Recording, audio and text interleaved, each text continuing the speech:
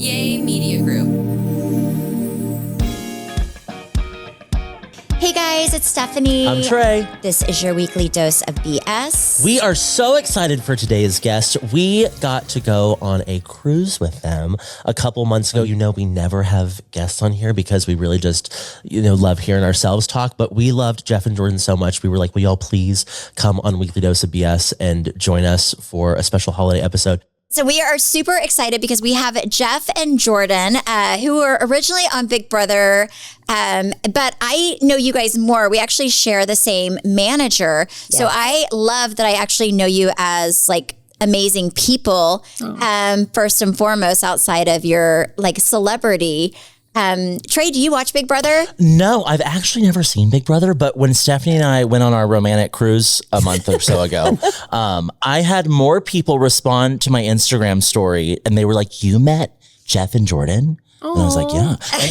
And they were the stars of the ship and they are such incredible people. So when we were trying to figure out like, okay, how do we want to like wrap up 2025? We were like, we need to do an episode with Jeff and Jordan. Yeah, 100%. What I love about you guys is that Trey and I were talking about this on a few podcasts ago. Whenever we were talking about everyone who was there, you guys are probably by far our favorite people that we traveled with on that cruise ship. But what I love about you guys are you guys just make sense as a couple. You both have so much fun together.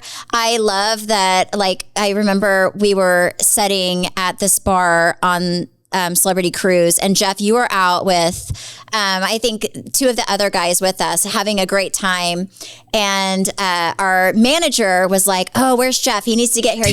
And then Jordan was like, listen, he's having fun, so don't worry about him. Like, she was like all about you, just like having fun, living your life. I love that. I love that you guys just are super easy and just seem to be such a great couple. Well, thank you, because we felt the same about you guys. I didn't get a chance to meet your husband, Stephanie.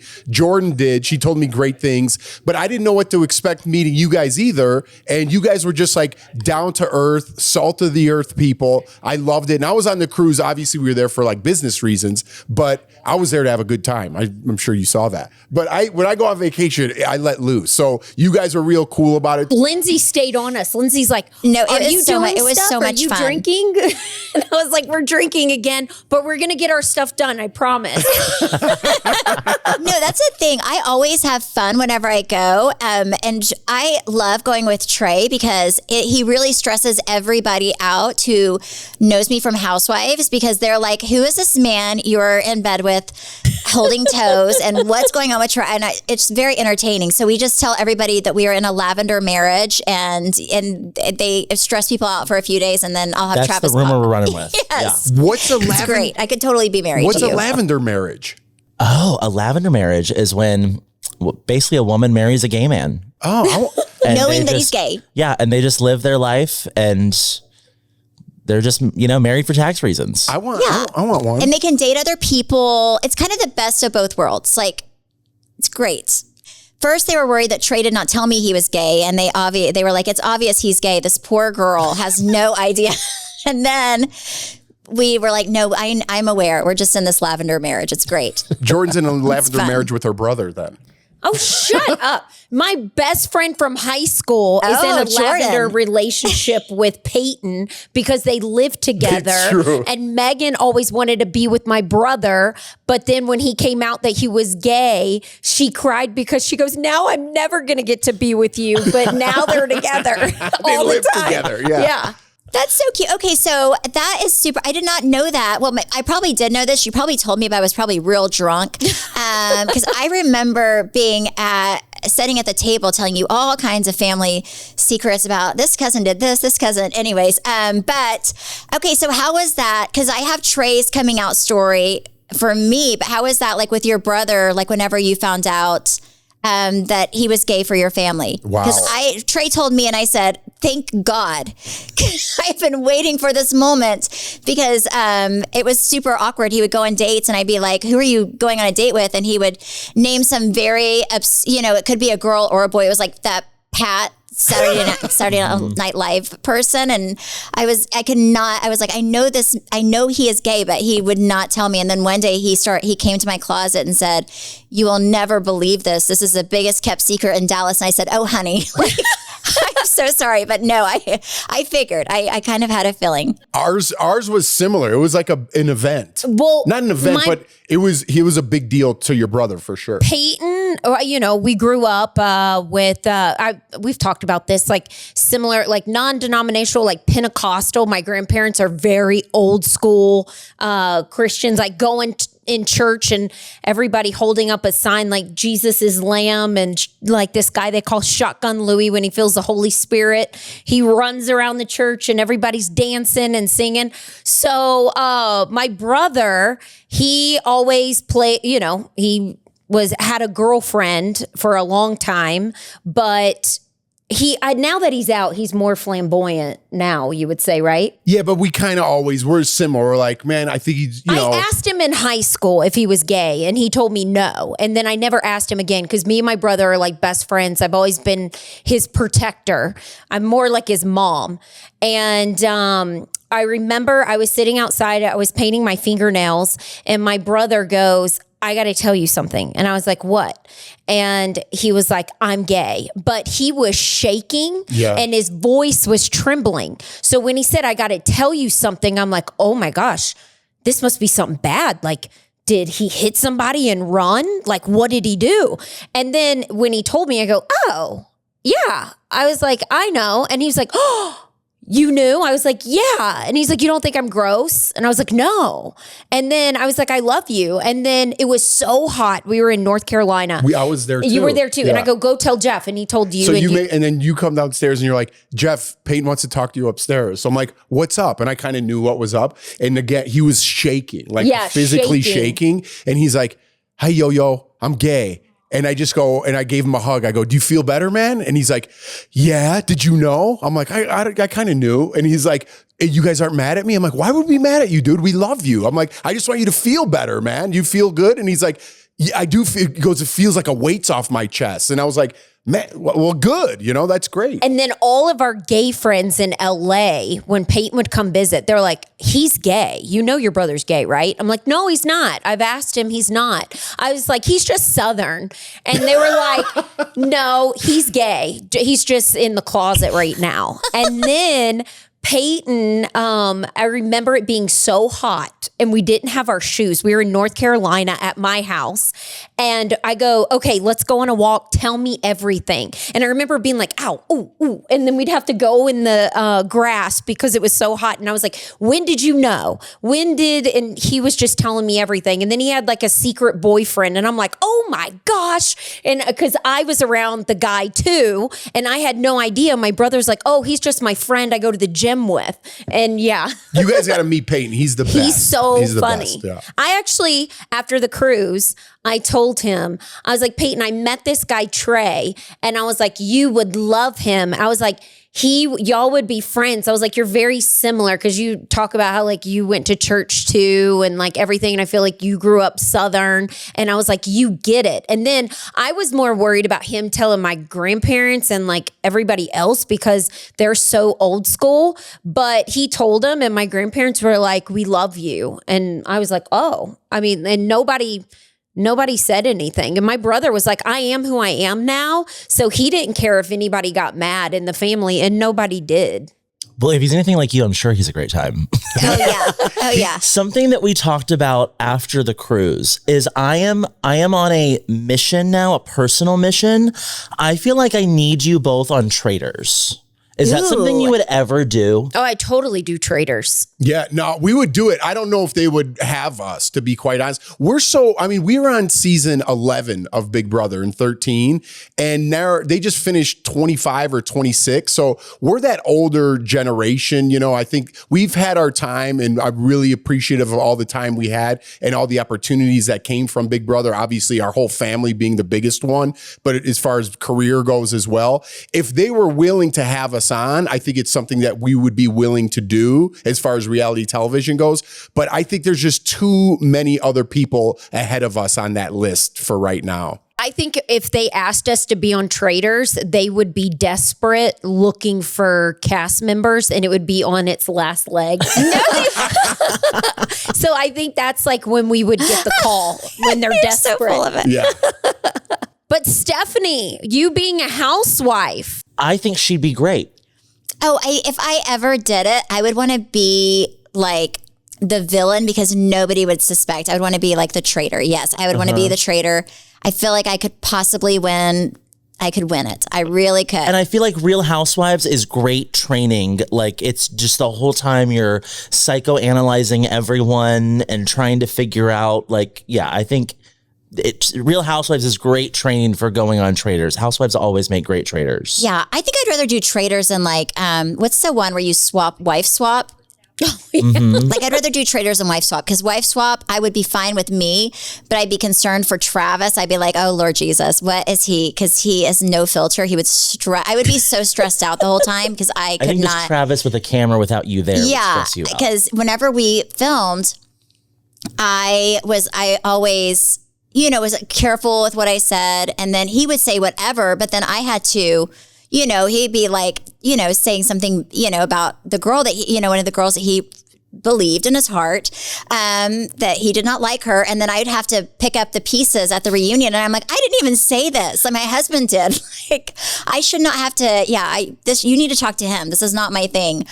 So he would be the one that made me super nervous. Like by far the most nervous. Yeah. I think all three of you would be great on it. Stephanie has been very vocal though about how she feels like that time in her life is that ship has sailed. And I'm like, if Dallas ever came back, like, would you be on it again? She's like, no. Do y'all feel like y'all would ever do reality TV again? Because it is very different today versus, when I think even just when you were on TV, the whole culture around reality TV has changed. Is that something that y'all would do today, given the opportunity? It's so different now. I don't know. It'd have to be the right project. And I think the one that everyone's familiar with out there right now would be Traitors because it's a short filming session. I think a lot of things change when you have children too. Like when we were on that show, I'm 47 now. Am I 47? I'm 47 now. I was 31 when I did that show before children. I always say like, Jesus BC. I always say BC before children because I'm a totally different person too. And back in those days, I had a short temper. I was willing to just lay it all out there for the camera and not worry about the repercussions of things. And now it's like I'm a role model to my kids more than anybody else. And I don't know if I could back talk and put somebody down and embarrass them. It would really, those things would be in the back of my head before I acted, as opposed to me speaking first and thinking about it later. You know what I mean? So I wouldn't want to do anything to embarrass myself or my children for a reality TV show. That would be my dilemma. I think so too. I care more about my kids now. We had a good experience with reality TV, but I tell Jeff, I'd rather him have a career, what he's doing. He still is in television. It's not where he exactly wants to be, but you still have a career in television. And I'm like, if that's what you want to do, then that's great. But it's not reality television where you're fighting with other people. Yeah, I get that. I totally agree. I think whenever I did Housewives, my kids were so young and I was just real bored, if I'm going to be honest. And I wasn't looking for it. It just kind of fell into my lap. But my kids were so young. I felt comfortable doing it. But now I have to ask my 16-year-old permission before I post a picture of him. Like he has to okay it. My kids are so much more like private and they care about what their friends think. And they kind of ebbed and flowed on what they thought about the show and how much they wanted to participate. And I feel like maybe it was around like season 4, they didn't really care to be in as much. And then season 5, I think they realized you got paid and they were like, we'll show up, but. Oh, I had to pay them a day rate. Yeah, they wanted a day rate. Yeah, I still do. Like if I ever have a job that our manager gets us and they are at all included, they negotiate Like I had a job with a braces company and I needed his teeth for this job. And he was like, what are you going to pay me? And I said, well, what do you want? Thinking he would lowball me. And he said, well, what are you getting paid? And I said, none of your business, but what do you want? Wow. And then Travis came in and helped him negotiate. I was like, dang it. Yeah, that's a good business sense. They got a good they take after their parents, both of you guys. More their dad than me, because I would just be like, okay, I'll do it. But no, they definitely negotiate. But yeah, whenever I did it, it was a good time. But whenever it ended, I was ready for it to end. It was like an emotional load had been lifted off my shoulders.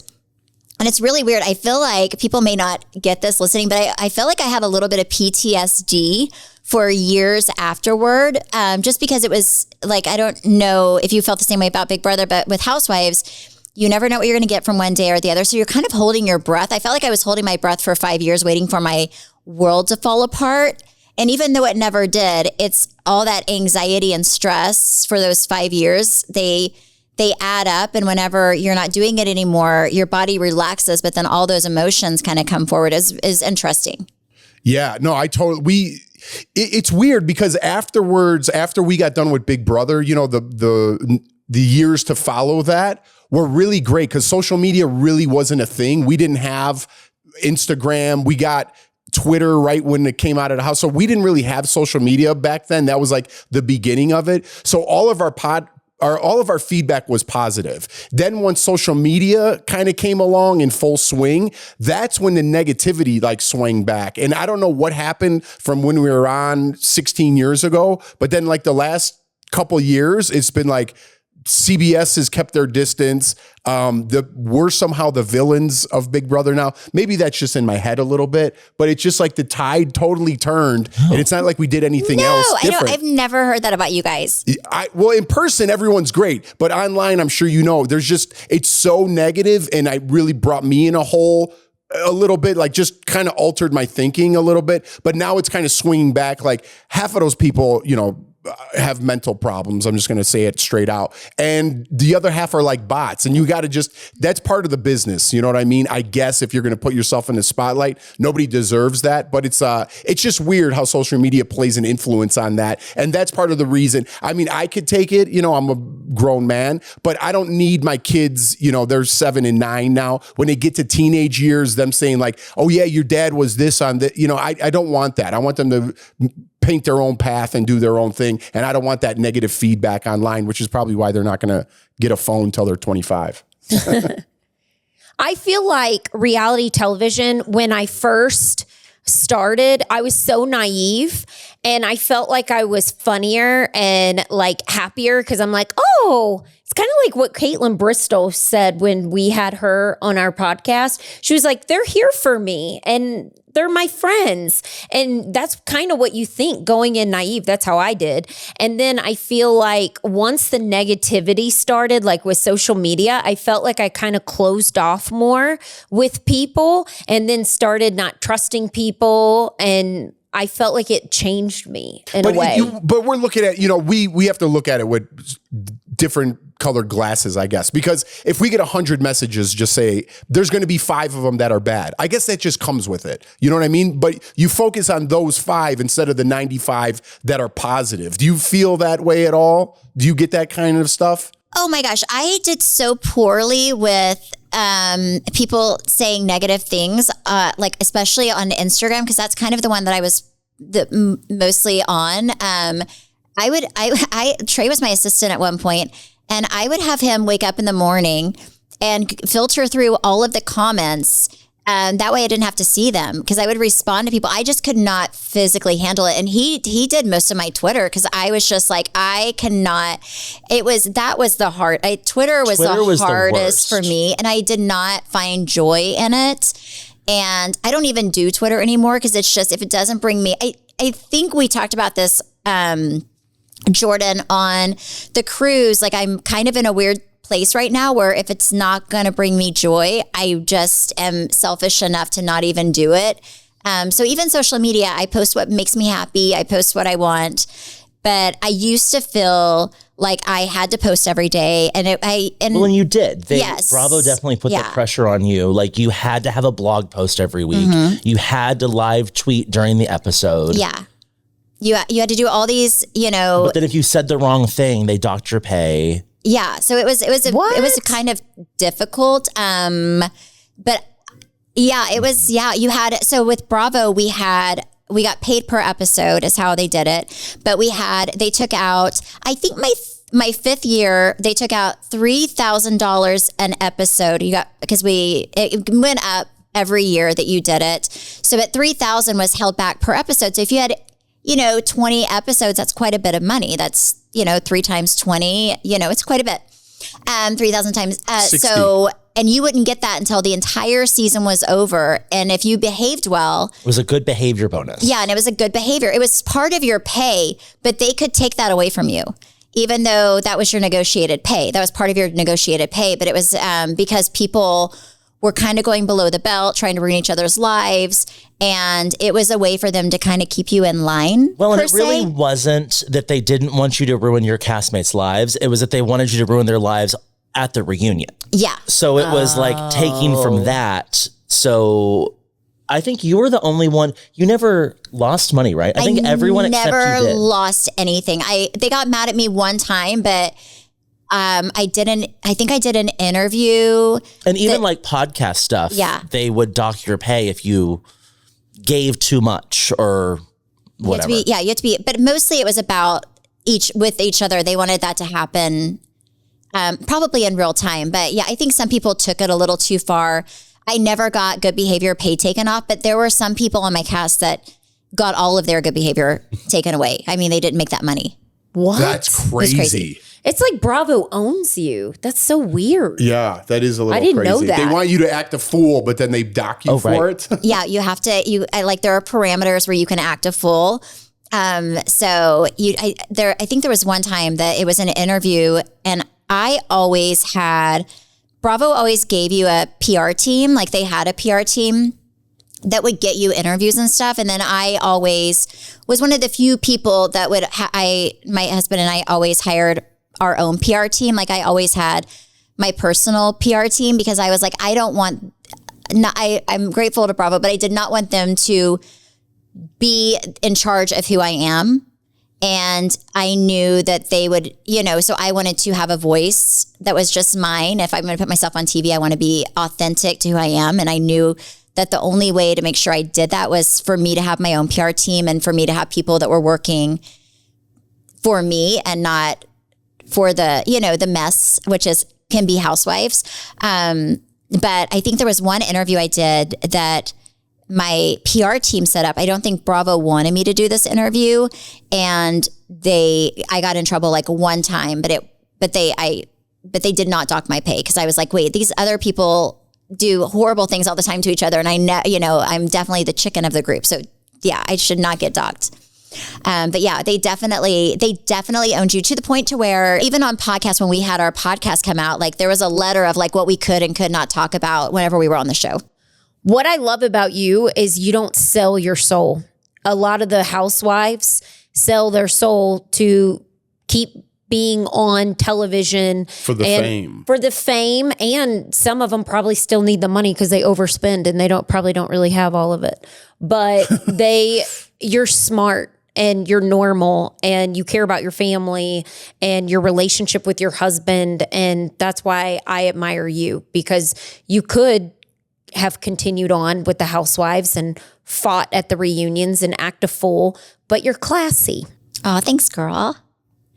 Thanks, girl. I remember Stephanie very early on, I think it was like between seasons, there was a situation. She lived in a neighborhood that had like a guard at the gate that would let people in. And she had a situation where I think you and Travis were out on a date one night and someone was home with the boys, and this girl got somehow through the gates and got to her house and was at the front door and wanted to meet her. Have y'all ever had any sort of weird or scary fan interactions like that? My nanny was there and the girl came to the door and never met the girl. I don't know how she got in the gates. And my nanny at the time was with my 2 very young children. And she was like, who are you? And she said, oh, I'm so-and-so. Everybody tells me that Stephanie and I be good friends. So I'm here to meet her. And she had driven like hours to go to my house to be my friend. It was so strange. Wow. No, we've never had anything, right? We never had anything like that, or people show up at our house. I might have had something weird mailed to me. Yeah, but that's it. No, like, because it would be a different story if they came to the house and like the kids were here and things. That would be a problem. But usually, I mean, we get recognized just enough where it's like we're so appreciative of it. So anytime someone does recognize us, I'm like, I can't believe you recognize me. My hair's gray. I'm fatter. So they hear your voice. They hear my voice and they recognize me. And then when we're together, they put it together. So we get recognized enough where it's very flattering and, makes us feel real good. Do you guys get recognized at all? Like you from Housewives still, or maybe from the podcast together? I do from Housewives, and I love when people come up because they're always really nice, as long as it's not like, driving hours to be at my front door. I've had people drive by. I think they kind of figure out where the different housewives lives and they'll drive by. And I don't mind that, as I've had people roll down their window and I'll go talk to them and stuff that are driving by my house. But yeah, I get not as much as I used to when the show was on. It would be sometimes a little overwhelming because especially if you're like at dinner with your spouse and you're trying to have like connect and you have, especially I think the more people drink, just it's like that, they just, I know the moment that all changed for you. There was, I think it was season 2, she was filming something and it was like the first week or so of filming. And there was a girl that came to an event and the event was, I think it was a charity shopping event. Yeah. So it was open to the public and this girl came and she gave you her business card and then she asked if... We were filming at the time. Yes. You were, right, yeah, and camera saw her take this picture with you. And she gave you her business card and I think your hands were full of stuff. And I think she took your stuff and sat it down because she wanted to have a photo. Yeah. And then you got pulled to do something else. Well, that girl then took a picture of her business card that Stephanie had sat down and went on Twitter and was like, fuck this bitch. I gave her my business card. She does not support women. She does not support people. Like but it was a whole setup. And so I think that moment for you really changed how you interacted with people because you felt like everything was a trap. Yeah, that was definitely something where I realized that the bad thing about being on reality TV is you do realize that not everybody has good intentions. And when you're not on a show like that, you just hang out with your friends and family. And usually the people you surround yourself with are people that love you and support you and who want the best for you. And that, I would say, there were a few times like that. But after that, I was very hyper aware of my surroundings and I never let my guard down. Like now I can go out with my husband and we can drink and have fun. But there was, after that, I felt like I would never let myself get too drunk, have too much fun. Like I was always very aware that people knew who I was, and I always felt very judged. And maybe that was in my head. And even a few years after the show, I felt like that. Wait, I want to go back. Who that was set up? That whole thing? Yeah. Who set that up? Somebody else, on another cast member. Who needed heat off of them. Yes. What? Put that situation out there and put it on social media to try to divert the narrative to be about this. Yeah. What a dude, bitch. That's conniving. That's like deep down in your soul dark. You know what I mean? Oh yeah. It was. And I remember Stephanie told production, she was like, I'm not doing this. Like, I'm here because you made me be here. But if I don't feel safe in my work environment, I'm not doing this. Yeah, because I told them, I said, and we knew who set it up. Yes, yeah. Well, I told production because I was upset because I said it's very unfair to go into a filming situation and not know what I'm getting into. I went in thinking I was filming with, friends and family for this charity event for another cast member. And what it turned out to be was I felt more like a meet and greet, which is a very different thing. And I'm being pulled by production to film with this cast member and stay on task because it's very expensive to film. But then I have all these people that want to, I have all these people that want to meet you and who want your time. And that's a really tough place to be because I am a people pleaser and I like people to feel good when they meet me and to feel like they had a genuine interaction. And I felt like I could not give that to people because I was there. I was like, I will either work or I will do, like meet and greets. But I cannot, like, it's unfair to put me in a situation to fail. And I felt like that's what happened that time. Let's go behind the scenes a little bit of Housewives because I don't really know how production works on that. And I love behind the scenes everything. And I think the audience does too. I love pulling back that fourth wall or curtain. So give me like a typical setup. Like are they like, all right, we're filming tonight. Say it's Friday night and there's a banquet event. All you girls are going to be there. Like give me a rundown. Do they introduce drama into there? How do they get the scene going? What if it's dying out in the middle? How do they pick it up? How does like the fighting start? How, like, do they produce you in any sort of way? So you always know who's in the hot seat. If you're once you, like whenever you, I feel like since I'm a psych major, I would always try to figure out the psychology behind things. So I really started realizing that whoever shows up last to those events, if you walk in and you're the last person to walk in, you are in the hot seat. Like, you know it because everybody else has been there for a good hour talking about how horrible you are and how much, they're talking about you. So you're kind of the drama is going to be on you. So you know that a lot of times they'll pick you up at a certain time. And I will say they always made sure that we weren't drinking and driving. They always had car service. We were always picked up or, they paid for, an Uber or something. But whenever, but you can drive around for hours. So, and then you show up what looks like late, even though it's not your fault. They were letting the cast members, talk crap about you for 2 hours and they didn't want you there. So then you show up and then, the cast members are mad at you. Like, how dare you be 2 hours late? That's why I always feel bad for this one housewife, Dorit, who is always late because of her fashion. And I was like, I swear it's not her. They've had her drive around for 2 hours. I've been here before. And Stephanie at one point was like, I don't need a car service. Trey will drop me off. Yeah. I was like, nope.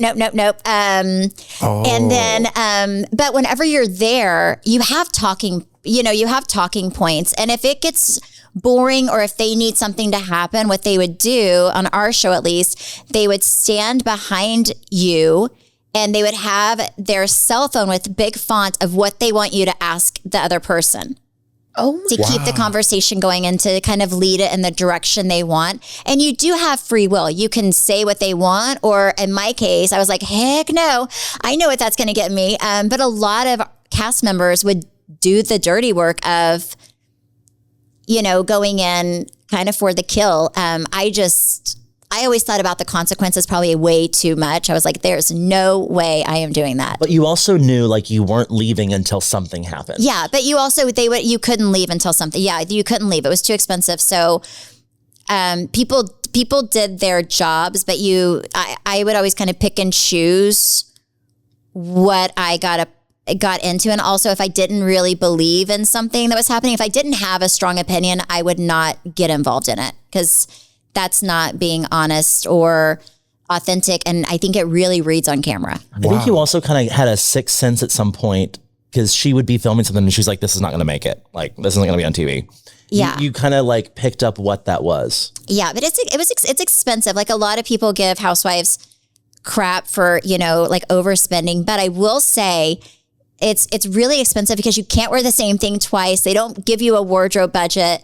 So you also have to be really like, I had Trey as my fake stylist so we could go to New York and LA and pull outfits. So I wasn't spending a fortune. So I learned how to kind of manipulate certain things with like clothing and stuff.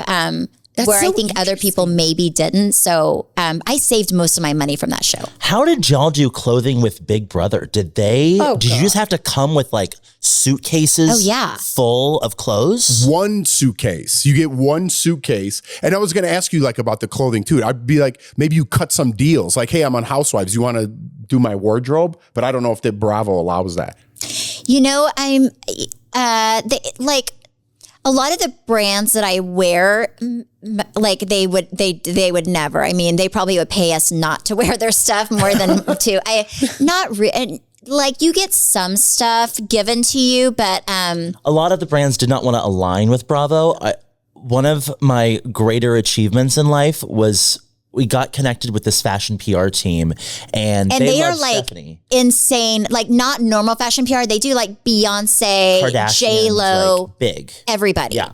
And this one guy loved Stephanie, but he was like, I can't get this through like to be approved. So he would send us dresses, but it was sent to Jennifer Aniston. Like that was how it was always labeled.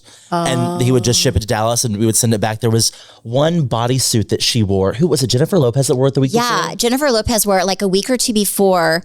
It was like a $20,000 like bodysuit. Wow. It was, we did something. It was like for, I think Leanne, one of the cast members, showers. We had like this like little wedding shower. We had this little, what was it? Christina Aguilera, like Moulin Rouge theme.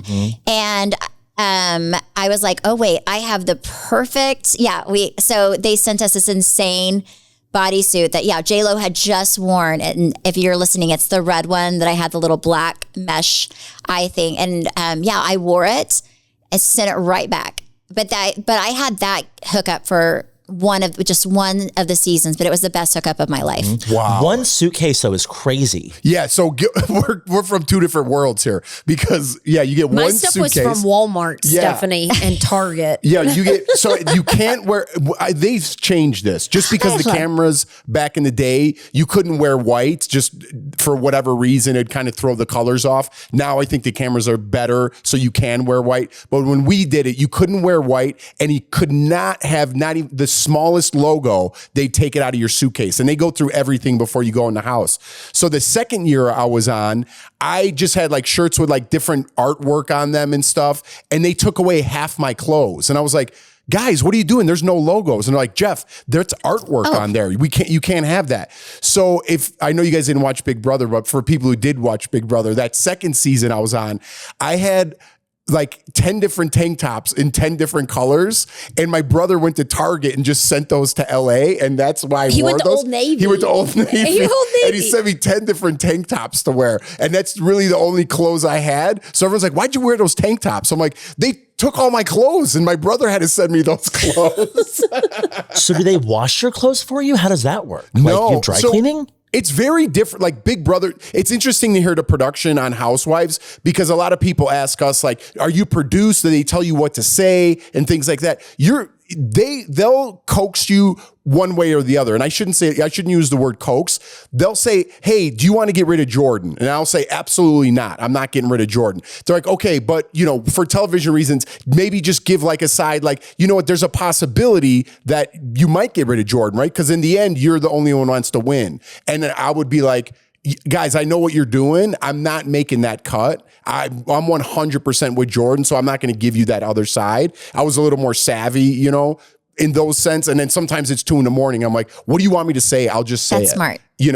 But once you're in there, they go through your clothes as long as there's no logos. Those are your clothes, and you have to take care of your stuff. Like you have to wash your own clothes. You have to, all those. They'll give you provisions and things like that. And then once in a while, you'll be like, as the cast starts to whittle down, you'll be like, hey, can I get a steak in here or something? And they'll be like, yeah, we'll give you some extra stuff. And they'll give you, but in the beginning, when there's like 15 people, the amount of food that's in the house, that's the amount of food that's in the house. And if someone eats the steaks first, then that might be a problem. So you don't really have to produce it on Big Brother. Putting 16 people in a house and just letting things ensue on their own, it kind of just produces itself. And we, when I was on, I gained 20 pounds because I just stressed eat. So I was 128 pounds when I walked in the house the first time. And by the end of the season, the jeans I brought, they were like a size 27. I couldn't fit into them. I needed like a 29.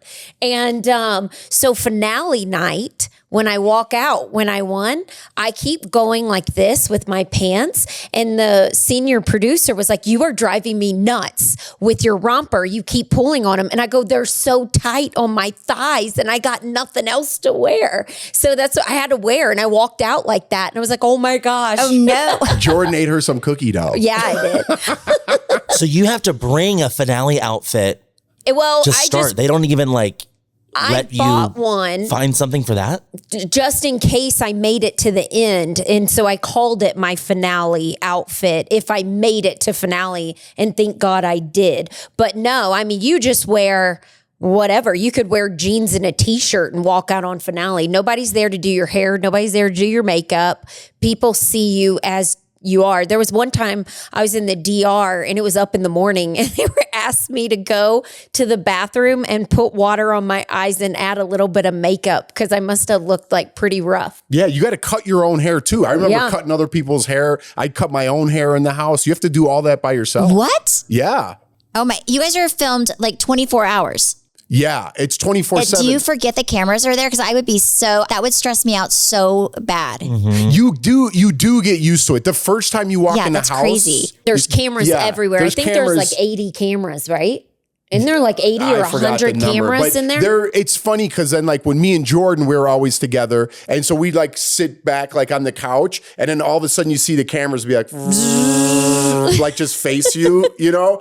And you do get used to it. Like towards the end, you kind of get used to it. And as they really do relax with you as production goes on. So when you make it like to the final 5, production will play with you a little bit, you know, and like the camera will be there and be like, are you guys watching us? And it'll go like up and down, like, yes, you know, so they'll play with you a little bit. You have fun with the producers when you're in there, but you do get used to it 24/7, but it's wild. Even I remember getting out of the house and it took me like a week to know that I wasn't mic'd up. Because I'd be like, oh my God, someone's having a conversation and be paranoid. I'm like, I'm not even on the show anymore. So it does, after so many months in the house, it gets ingrained in your head. I remember my mom and brother were talking and I was watching them and I was like, are they talking about me? And I was like, oh my gosh, I got to snap out of it. You need a like little psychiatrist. things like this, you think you're constantly playing the game. It's weird. Yeah. So did you have any space that was like private? Like, no. Were there cameras in the bathrooms? Yeah. Yeah, there's cameras in the bathrooms, but they don't turn them on unless someone else goes in there. So if me and Jordan happen to go in the bathroom together, they do have sound and a camera in there that they could turn on to capture that because they know you're getting away from the cameras. If you're in there by yourself, and I could testify to this too, because after Big Brother, I worked for CBS and I got to go behind the scenes and see all that stuff. And that camera really is off. So a lot of people ask me that, like, don't you think there's some like creeps back there? There's a whole team of people back there. No one's creeping on that camera to watch that. So I could testify. I'll give CBS that. Yeah. Thank you guys so much for listening and supporting. You can follow me at Steph Hollman on Instagram, Facebook, and TikTok. You can follow me at Trey_Stewart. You can follow our podcast at BS the Podcast, and you can listen to Jeff and Jordan's podcast, Together Mess, anywhere you get your podcast. Bye.